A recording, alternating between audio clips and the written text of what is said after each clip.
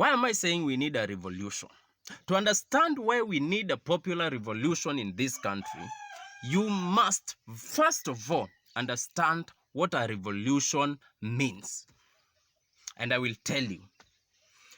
A revolution is an act of opposition, an act of uprising, an act of rebellion against those in power. And this happens when the people realize that those in power do not care about them. And this is exactly what is happening in Kenya. Those in power have been treating Kenyans like they are slaves. To them, as Kenyans, we are their slaves. And that is why these people wake up any day and tell us, for today, you must do this and this. Upende, usipende. You will be told to pay, I don't know what levies, what taxes.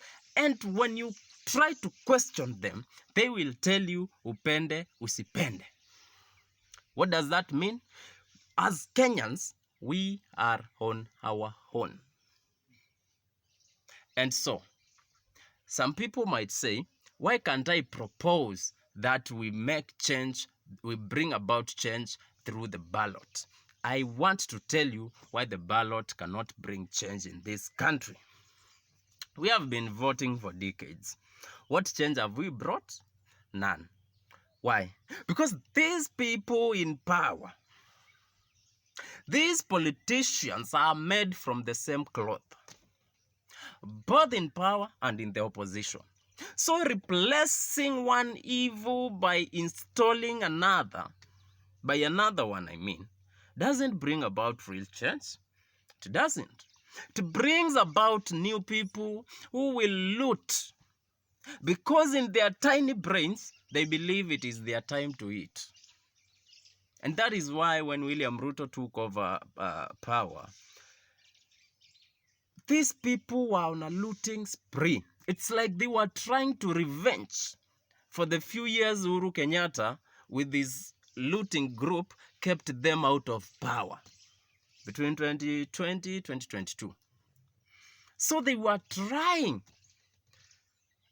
It was like a payback time. And that is why when they got in, the first thing they did was to raise taxes, so that they get as much money as possible for them, to enable them to loot. And that is what happened. And that is why the country's economy is collapsing. And when they see that you are crying, when they feel like you cannot take it anymore, they tell you that we are lowering the price of fuel by around 5 shillings.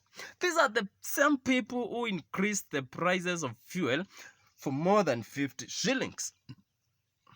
So I'm just trying to give you examples of why the ballot cannot bring about real change, and why as Kenyans we need a popular revolution. So I will now tell you what a popular revolution will bring to our country. When the revolution happens, you see, so many people have been afraid of confronting these politicians, because they have pushed the people to the corner that someone cannot get time to demonstrate. Because as a parent, you will feel like, what if, by going to demonstrate, that means my children will go hungry. Because Kenyans work, what we call, like, what you get today is what you eat. So tomorrow, you must go out and work again. Because if you do not do that, you might go hungry for days. So this thing has made so many Kenyans afraid of change. To them, they feel like, let's just maintain the status quo. Let's just vumilia these people, so that we can at least get to see tomorrow, get something to eat, see my children go to school. Like, that is the life Kenyans live. And that is why in a different video, I said we do not have the middle class in this country. We just have the rich politicians and the poor.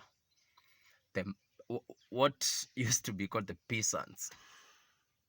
So, I know some of you might say, oh, we are rich, we are rich. You are not rich. Having a Kagari and some piece of land somewhere, that's not being rich.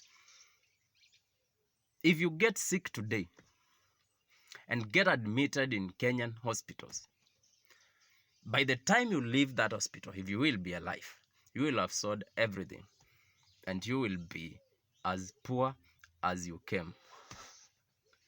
And that is why I'm telling you, we do not have middle class in this country. Middle class cannot exist in an environment where the politicians are taking everything away from the working class. It cannot exist. If you feel like you are rich, I can assure you, you are a poverty candidate. Take it or leave it, but that is the truth. So, this is the reason we must have a popular revolution.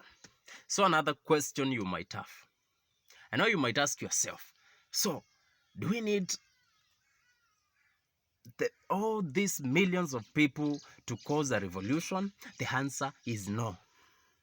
Revolutions can even be started by a group of less than 20 people. But you must be disciplined, you must be committed, and you must be focused. To cause a revolution, you need to be serious. Because it's obvious. Some of you might tell me, oh, you know, Ruto as the Kikuyus, as the Kalenjins behind him, and so a revolution. It can work. It can happen. It can happen because you do not need millions of people behind you. You only need a few group of people who are focused, disciplined, and committed. By having these people, you will come up with strategies. You will mobilize and you will organize. You'll come up with strategies on how to start this whole thing. So that's not an issue. What we need is a group of serious Kenyans who are committed to bring about real change. And after the popular revolution, we will have destroyed this system. So I was